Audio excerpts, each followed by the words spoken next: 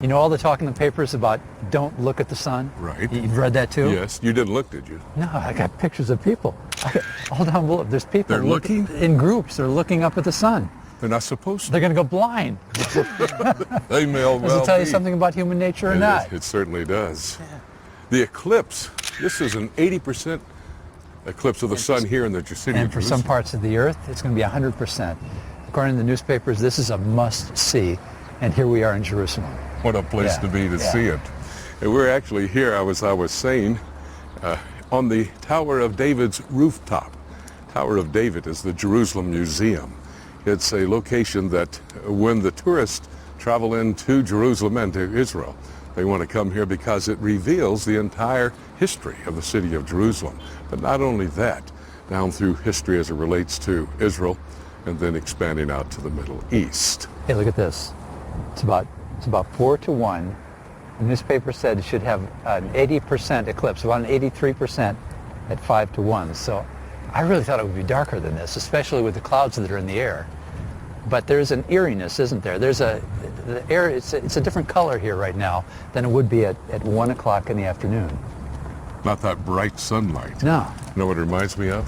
What? The signs in the heavens. The Bible talks about them at the beginning of that 7-year tribulation period, during the middle, and when Jesus Christ comes back. Okay, but what are you implying, Jim? You have to be careful when you even say something like that, because down through history, people have looked at signs in the sky. They've looked at eclipses as being indications that the Lord, that Christ, was going to return momentarily, and that's been going on for hundreds and even thousands of years. Well, that's true. And the fact is, there's been those who have named dates. Those dates have passed, and Jesus Christ did not come back. But I think we have to continue to go to the Bible, because as I've studied prophecy over these many years, the Old Testament prophets, the major and the minor prophets, even in the New Testament, those writers of the New Testament that dealt with prophecy, I've seen 4 major trends that unfold in all of prophetic truth that give us evidence, more than just an eclipse of the sun, more than some activity in the heavens. I'm glad you're saying that, because I would imagine that we have friends right now who are saying, well, there you go, Jimmy.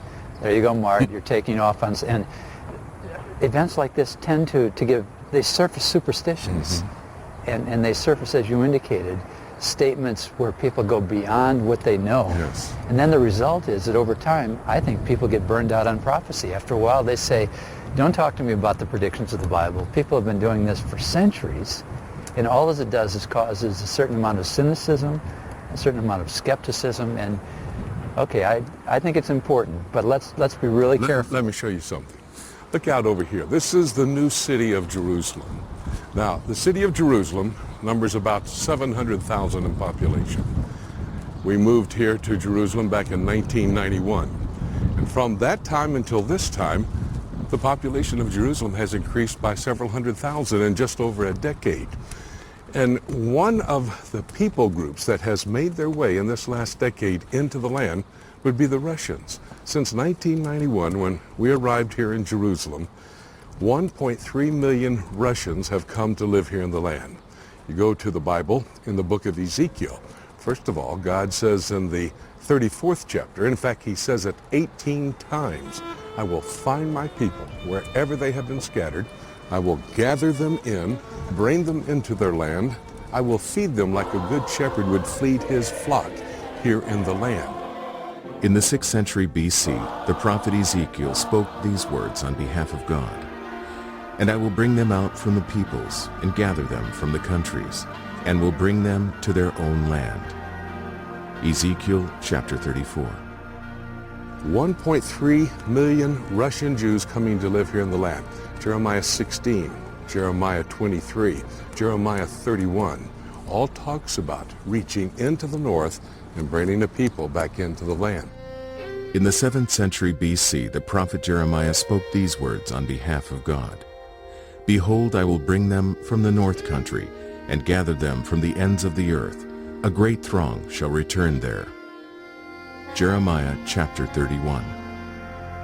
An indicator, a trend that you can watch and see that we're moving close to the time that was promised Okay, through again, those ancient Jewish I prophets. appreciate the fact that you're saying an indicator, a trend, because again, especially when we're standing here in the middle of Jerusalem on the Tower of David in an 80% eclipse at 1 o'clock, Jim. This is On the it. dot. And we've been talking about how dark it would be, and it's not as dark as I thought it would be. It's really not. But you're saying, even since you've been here, you really believe that this is at least preparation for and you're implying the return of Christ, right? For the return of end, Christ. The end times. I would use this terminology. It is the aliyah of the Jewish people. That is that first trend, the regathering. Now, you lost a lot of Ezekiel's- people with aliyah. Okay, let me explain that word. Aliyah means literally to go up to Jerusalem. Today it's applied to those who are immigrating into the land. And they've come from out of 108 nations of the world.